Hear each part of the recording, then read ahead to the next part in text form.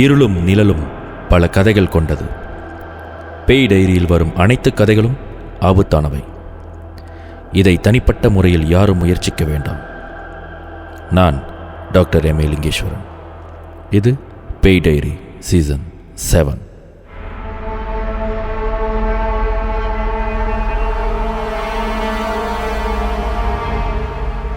அண்மைய காலமாக இப்பொழுதே நம்ம நிறைய சம்பவங்கள் கேள்விப்படுறோம்.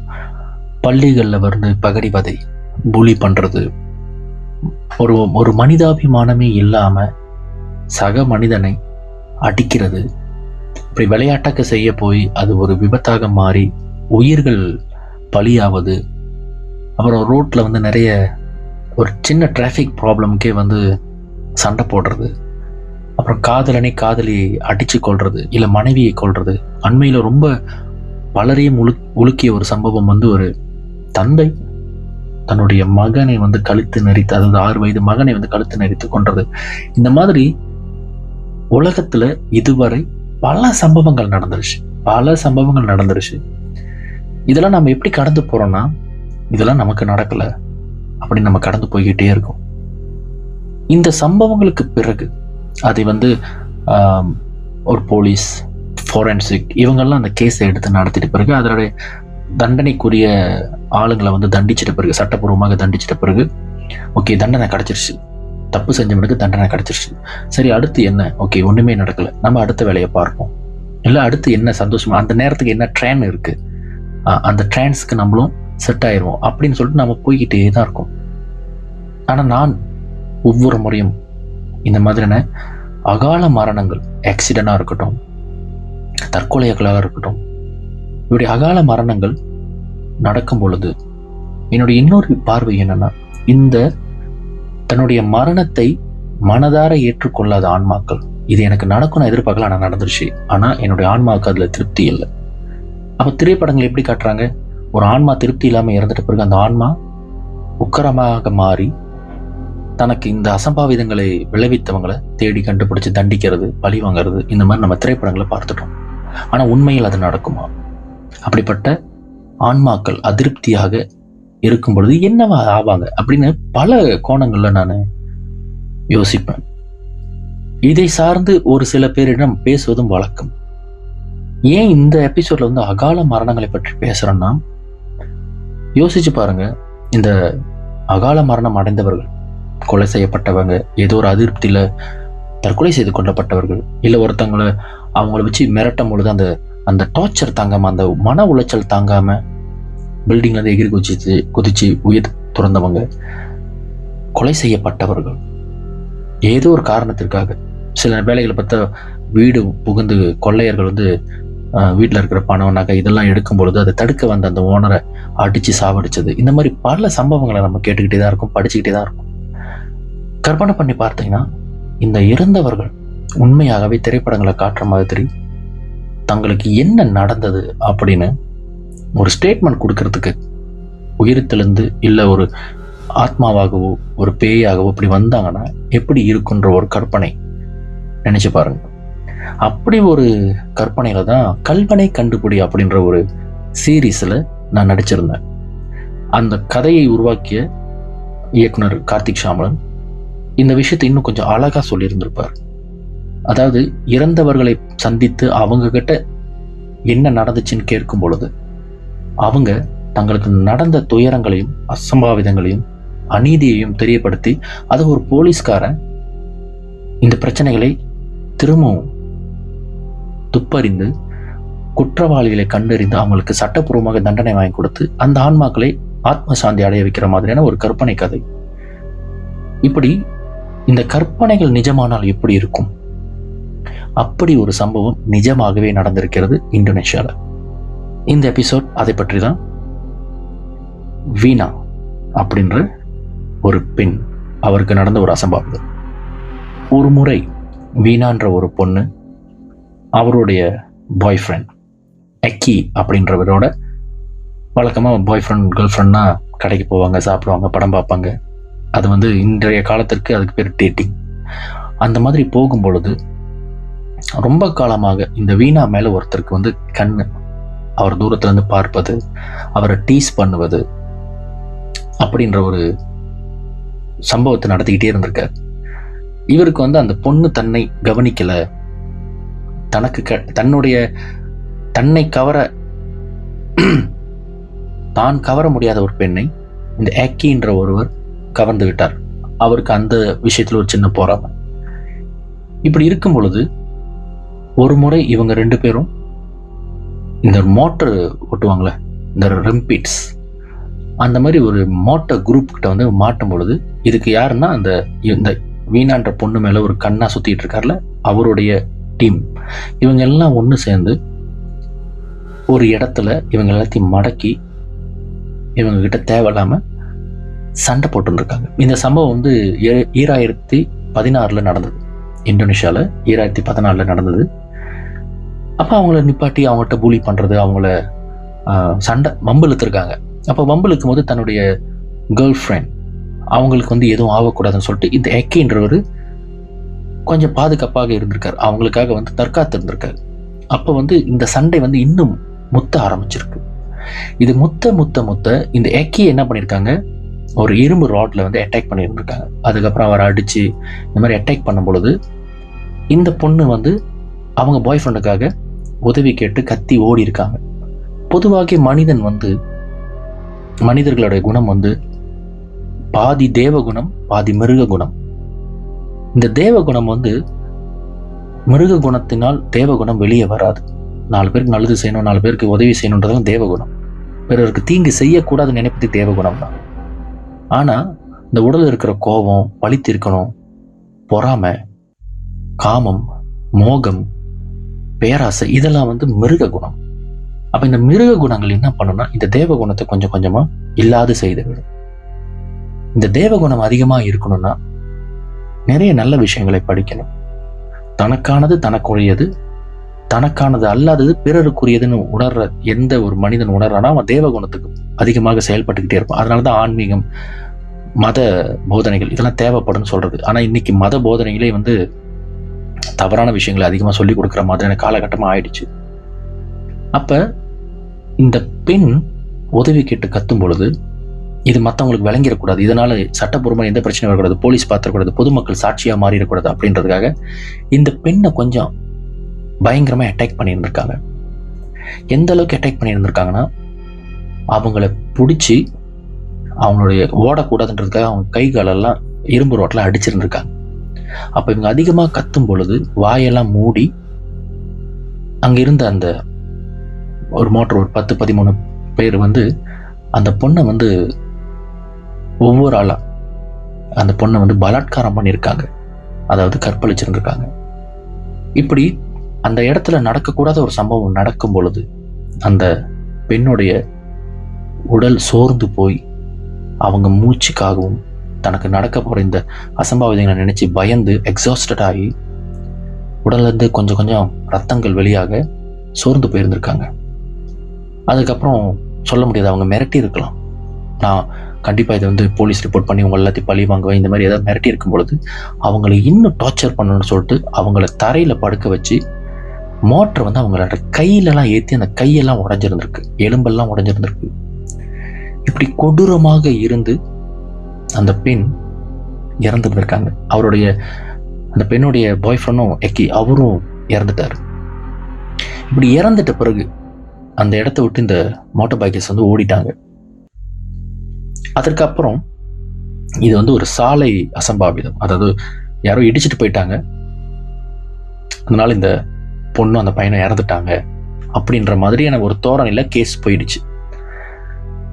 அதுக்கப்புறம் அந்த குடும்பத்தார், அந்த பெண்ணுடைய குடும்பத்தார் என்ன ஃபைல் பண்ணியிருந்தாங்கன்னா, மோட்டர் வந்து அடிப்படலை, அந்த மோட்டர் வந்து ஒரு நல்ல கண்டிஷன்ல தான் இருக்கு, அவங்க 2 பேர் போயிட்டு அந்த மோட்டர் நல்ல கண்டிஷன்ல தான் இருக்கு, நல்ல கண்டிஷன்ல மோட்டர் இருக்கிற பட்சத்துல இது ஆக்சிடென்டாக இருக்க வாய்ப்பு இல்லை, இது வேற ஏதோ, அதாவது வழிப்பறியாக இருக்கலாம் அப்படின்ற மாதிரியும் போயிருக்கு. அதுக்கப்புறம் போஸ்ட்மார்ட்டம்ல நிரூபணமாயிருக்கு அந்த பெண் கற்பழிக்கப்பட்டிருக்காங்க அப்படின்னு சொல்லிட்டு. அப்ப இதை செஞ்சது யாரு அப்படின்னு தேடும் பொழுது அங்க சிசிடிவி இருந்துச்சா, என்ன நடந்துச்சு அப்படின்ற தகவல்கள் முழுமையாக கிடைக்கல எனக்கு. ஆனா யார் செஞ்சா, என்ன செஞ்சான்ற அந்த தேடல்கள் தொடர்ந்து இருந்து கொண்டே இருக்கும் பொழுது அந்த பெண் இறந்து 3வது நாள் அந்த பெண்ணுடைய தோழி அவங்க உடம்புல இந்த இறந்தவர் அந்த வீணான்றவருடைய ஆன்மா உள்ள நுழைஞ்சு, உண்மையாக ஒரு பெண் அந்த நேரத்துல காயப்பட்டிருந்தா எப்படி அழுதுருப்பாங்களோ அந்த மாதிரி கதறி அழுதுருந்திருக்காங்க. அதாவது, என்னுடைய எலும்பு உடைஞ்சிருச்சு, என் எலும்பு உடைஞ்ச பகுதி எனக்கு வலிக்குது, என்னை அந்த வலி என்னால் தாங்க முடியலன்னு சொல்லி கதறி அழுதுருக்காங்க. இந்த கதறி அழுது அவங்கள என்ன செஞ்சாங்க, அந்த இடத்துல என்ன கொடுமை பண்ணாங்க அப்படின்றது எல்லாத்தையும் அந்த பெண் ஒரு வாக்கு மூலமா கொடுத்துருக்காங்க. அந்த வாக்கு மூலமும் போலீஸாரால் எடுக்கப்பட்டிருக்கு. அதாவது இந்தோனேஷியன் போலீஸ் அதை ரெக்கார்ட் பண்ணியிருந்திருக்காங்க, என்ன நடந்தது அப்படின்றத. அதாவது ஒரு பேய் சொல்லுது, இல்லை ஒரு பொண்ணு ஹிஸ்டேரியால கத்துது அப்படின்லாம் கண்டுக்காம ஒருவேளை இதில் இருக்கிற ஸ்டேட்மெண்ட் எடுப்புன்னு சொல்லி எடுத்திருக்காங்க. ஸோ அங்கே இருந்த அந்த மோட்டார் பைக்கர்ஸ் யார் யாருன்றத ஏறத்தாழ அந்த பெண், அந்த ஹிஸ்டேரியா பிடிச்ச அந்த பெண் சொல்லியிருக்காங்க. அதாவது வீணாவோட தோழி சொல்லிட்டாங்க. அதாவது கத்தி அழுது, எனக்கு வலிக்குது, எனக்கு இவ்வளவு அசம்பாவிதம் நடந்திருக்கு, நான் இது ஐ டோன்ட் டிசர்வ் திஸ் அந்த மாதிரி சொல்லி அழுதுருக்காங்க. ஏன் எனக்கு இந்த மாதிரி நடக்கணும், நான் யாருக்கு என்ன தீங்கு செஞ்சேன், என்னை இந்த மாதிரி பண்ணிட்டாங்க, நான் வாழணும்னு ஆசைப்பட்டேன், பத்ததுக்கு என் கூட வந்ததுனால என்னுடைய பாய் ஃப்ரெண்ட் இந்த மாதிரி பண்ணிட்டாங்க அப்படின்னு நிறைய புலம்பி அழுது இருந்திருக்காங்க. இது அந்த குடும்பத்தாரையும் சரி, அங்க இருந்த சுற்றி இருந்தவங்களையும் சரி ரொம்பவே உலுக்கியிருக்கு. காரணம், இது இந்தோனேஷியாவை உலுக்கிய ஒரு பயங்கரமான ஒரு சம்பவம். இதுல இன்னொரு அதிசயம் என்னன்னா, ஏன் போலீஸ்காரங்க இந்த உடல்ல பேய் பிடிச்ச மாதிரி கத்தன வீணாவுடைய தோழியோட ஸ்டேட்மெண்ட் ஏன் நம்பினாங்கன்னா, அந்த தோழியுடைய குரலில் அந்த ஸ்டேட்மெண்ட் அவங்க எடுக்கல, வீணாவுடைய உண்மையான குரலை தான் எடுத்திருக்காங்க. அதாவது வீணாவுடைய தோழி பேர் லிண்டாவோட வாய்ஸ் அங்க வரல. அந்த பொண்ணுக்கு பேய் பிடிச்ச மாதிரி கத்தும் பொழுது அங்க வீணாவோட ஒரிஜினல் வாய்ஸ் என்னவோ அந்த வாய்ஸ்ல தான் அந்த ஆன்மா பேசியிருந்திருக்கு. அப்ப அந்த ஸ்டேட்மெண்ட் கொடுக்கும் பொழுது, இவன் தான் என் கையை உடைச்சான், இவன் தான் என்னை முதல்ல பலாத்காரம் பண்ணான், இவன் என்கிட்ட இந்த வார்த்தையை சொல்லி என்னை இப்படி செஞ்சான்னு எல்லா ஸ்டேட்மெண்ட்டும் கொடுத்துட்டாங்க. இந்த கொடுத்த ஸ்டேட்மெண்ட் எல்லாத்தையும் எடுத்துட்டு ஏறத்தாழ 11 பேர் அந்த இடத்துல இருந்த 11 பேரை போலீஸ் அரெஸ்ட் பண்ணிட்டாங்க. தேடி கண்டுபிடிச்சு எல்லாமே அரெஸ்ட் பண்ணிட்டாங்க. அதுல ஒரு 3 பேர் அந்த இடத்துல இருந்து தப்பிச்சிட்டாங்க. அவங்கள தேடி கண்டுபிடிக்கவே முடியல. அப்புறம் கொஞ்ச நாள் சென்று ஆளுங்களுடைய பொதுமக்களுடைய தகவல்கள்லாம் எடுத்து இன்னும் 2 பேர் அவங்க பிடிச்சிட்டாங்க. இன்னும் ஒரு ஆள் மட்டும் மாட்டாம இருப்பதாக தான் தகவல். அதுலயும் இன்னும் நிறைய ஸ்பெக்குலேஷன் என்னன்னா, மக்கள் என்ன வதந்தியில சொல்றாங்கன்னா, அந்த ஒரு ஆள் அவருடைய அப்பாவோ இல்லை அவங்க அம்மாவோ அரசாங்கத்தில் ஒரு முக்கியமான பதவியில பொறுப்புல இருக்காங்க, அதனால தெரிஞ்சும் தெரியாத மாதிரி அவரை பிடிக்காம இருக்காங்க. அதாவது இந்த கேஸ் கொஞ்சம் கொஞ்சமா ஆளுங்க மறந்துடணும். ஏறத்தாழ ஒரு 13 பேரை பிடிச்சாச்சு, அதனால அந்த ஒரு ஆள் மட்டும் காணா போயிட்டாங்க அப்படின்னு கேஸை முடிச்சிடலாம் அப்படின்னு இவங்க ஒரு ஸ்டேட்மெண்ட் கொடுக்குறாங்க. பொதுமக்கள் அந்த மாதிரி சொல்றாங்க. ஆனால் இன்று வரைக்கும் அந்த ஒரு ஆளை தேடி கண்டுபிடிக்க முடியல. அவர் எங்க இருக்காரு, என்ன ஆயிட்டாரு அப்படின்னு தேடி கண்டுபிடிக்க முடியல.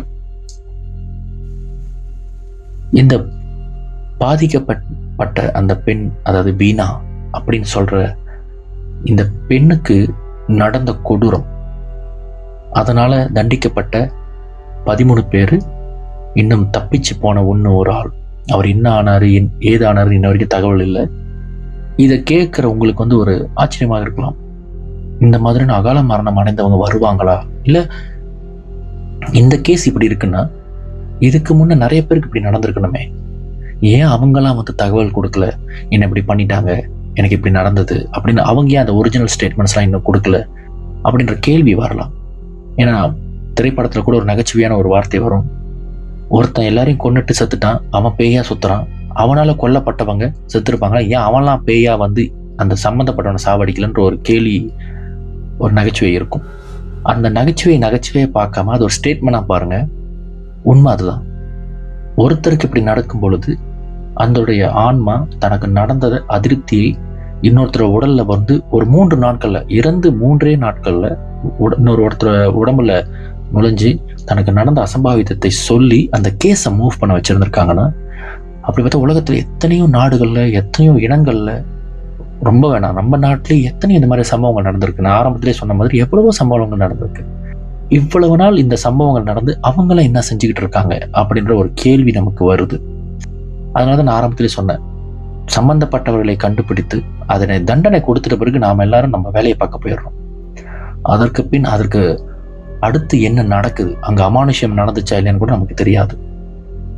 இல்ல அகால மரணம் அடைந்தவர்கள் ஆன்மாவாக எங்கேயா சுத்திக்கிட்டு இருக்கும் பொழுது அதைத்தான் சில பேர் நான் உருவத்தை பார்த்தேன் அப்படின்னு இதுவரை நான் சொன்ன பல அமானுஷ்ய கதைகள் இருக்குல்ல, அந்த மாதிரியான சம்பவங்கள் நடந்திருக்குமோன்ற கேள்வியும் எனக்கு இருக்கு. அப்படி பிறரை பயங்குறுத்துற இந்த அமானுஷங்கள் ஏன் இந்த வீணா கேஸ்ல வர்ற மாதிரி தன்னுடைய தோழி உடம்புல நுழைஞ்சு எனக்கு இதெல்லாம் நடந்துச்சு, என்னுடைய கையில அவங்க பைக் ஏற்றி என்னோட எலும்பை உடைச்சாங்க, என்னை ரோட்டில் அடிச்சாங்க, என்னோட பாய் ஃப்ரெண்டை கண்ணு முன்னுக்கே கொன்னாங்க, என்னை கற்பழிச்சாங்க, அந்த இடத்துல எனக்கு உதவிக்கு யாருமே வரலை, அது ஒரு இருட்டு இடம், அந்த இருட்டு இடத்துல இந்த இடத்துல தான் என்ன இந்த மாதிரி பண்ணாங்க, இப்படி செஞ்சு என்னை கொன்னுட்டாங்க அப்படின்னு தகவல் கொடுத்த அந்த ஆன்மா மாதிரியே மற்றவர்கள் தங்களுக்கு நடந்த அசம்பாவிதங்களை சொல்லலை அப்படின்ற ஒரு கேள்வி இப்போ வரைக்கும் எனக்கும் இருக்கு, உங்களுக்கும் வர வாய்ப்பு இருக்கு. இப்போ நான் சொல்ற இந்த அனுபவம், அதாவது இந்த இந்தோனேஷியாவில் நடந்த அசம்பாவிதம், அந்த வீணான்ற ஒரு குறிப்பிட்ட பெண்ணுக்கு நடந்தது இந்தோனேஷியா மட்டுமல்லாமல் அதை சுற்றி இருக்கிற மற்ற நாடுகளுக்கும் இந்த விஷயம் ரொம்ப ஒரு திடுக்கிடும் தகவலாக இருந்தது. இந்த சம்பவத்தை ரிசர்ச் பண்ணி இதை எல்லாருக்கும் காட்டணும் அப்படின்றதுக்காக ஆஸ்திரேலியன் பிராட்காஸ்டிங் கார்ப்பரேஷன் அவங்க இந்த ரிப்போர்ட்டை, அதாவது இந்த கேஸை ரொம்பவே நுண்ணியமாக ஃபாலோ பண்ணிக்கிட்டே தான் இருக்காங்க இப்போ வரைக்கும். அந்த இன்னும் ஒரு ஆள் என்ன ஆனார், ஏன் அவர் இன்னும் பிடிக்கல, ஏன் அவரை பிடிக்க முடியாத அளவுக்கு இன்னைக்கு என்ன பிரச்சனை இருக்குது, கண்டிப்பாக அவருடைய செல்ஃபோன், அவருடைய ஃபோன் இல்லை அவர் விட்ரா பண்ணுற அந்த ஏடிஎம் கார்டு, அவருடைய உடைமைகளை ஏதாச்சும் ஒன்று அவர் பயன்படுத்துகிற எங்கேயா ஷாப்பிங் பண்ண வாய்ப்பு இருக்குது. அவர் பேரில் ஒரு நிலம் வாங்கினாலும் சரி, ஒரு பொருள் வாங்கினாலும் சரி, அந்த ரிசீட்டில் இருக்கிற ஏதாவது ஒரு தகவல் இதை வச்சு ட்ரேஸ் பண்ண நம்ம இன்னைக்கு இருக்கிற காலத்தில் ஏன் இன்னும் அவர் ட்ரேஸ் கூட பண்ண முடியல, அவ்வளவு என்ன கஷ்டம் இருக்குது அப்படின்ற கேள்விகளோடு இன்ன வரைக்கும் அந்த ஆஸ்திரேலியன் பிராட்காஸ்டிங் கார்ப்பரேஷன் ஃபாலோ பண்ணிட்டு இருக்காங்க இந்த கேஸை. இந்த சம்பவம் உண்மையா, அதுவும் குறிப்பாக யாருக்கிட்ட இந்த கேள்வி வரும்னா, லிங்கேஷ் அமானுஷன்ற பேரில் சும்மா ஏதாவது ஒரு கதை சொல்லுவார் போல இருக்கு அப்படின்னு சொல்கிறவங்க, இல்லை இதெல்லாம் பொய்ன்னு, இதெல்லாம் வதந்தி, பணம் சம்பாதிக்கிறதுக்காக சொல்கிறாங்க அப்படின்னா, வீணா அப்படின்ற பேரை தட்டி இன்சிடென்ட் வீணா அப்படின்னு நீங்கள் பேர் தட்டினீங்கன்னா, இந்தோனேஷியாவில் நடந்த இந்த சம்பவத்தை, அதில் குறிப்பாக அந்த லிண்டான்ற அந்த பொண்ணு, அதாவது வீணாவுடைய தோழி, அவங்க உடம்புல இந்த வீணாவுடைய ஆன்மா நுழைஞ்சு, நான் கொஞ்ச நேரத்துக்கு முன்னாடி சொன்னாலும் அவங்க கதறி அழுது தனக்கு நடந்த அந்த அசம்பாவிதத்தை ஸ்டேட்மெண்ட்டாக கொடுத்ததை வீடியோ எடுத்து இன்டர்நெட்டில் இருக்குது. நீங்கள் யூடியூப்பில் கூட தட்டலாம், ஸ்டேட்மெண்ட் ஃப்ரம் வீணா இல்லைனா இந்தோனேஷியன் வீணா அப்படின்னு தட்டினீங்கனாலே உங்களுக்கு இதோடைய டீட்டெயில்ஸ் எல்லாமே கிடைக்கும். நீங்கள் லைஃபாக பார்க்கலாம். அந்த குடும்பத்தார் அந்த பொண்ணை பிடிச்சிக்குவாங்க, எல்லாருமே சுற்றி அழுவாங்க. தனக்கு கை உடைஞ்சதை அந்த பெண் வீணா அந்த ஆன்மாக்குள்ளே நுழைஞ்சு தனக்கு கை உடைஞ்சிருக்குன்னு சொல்லி, அம்மா எனக்கு வலிக்குது, என் கை வலிக்குது, என் கையை உடைச்சிட்டாங்க அப்படி சொல்லுவது எல்லாமே நீங்கள் பார்க்குற அளவுக்கு உங்களுக்கு தைரியம் இருந்தால் நீங்கள் சர்வ் பண்ணி பாருங்க.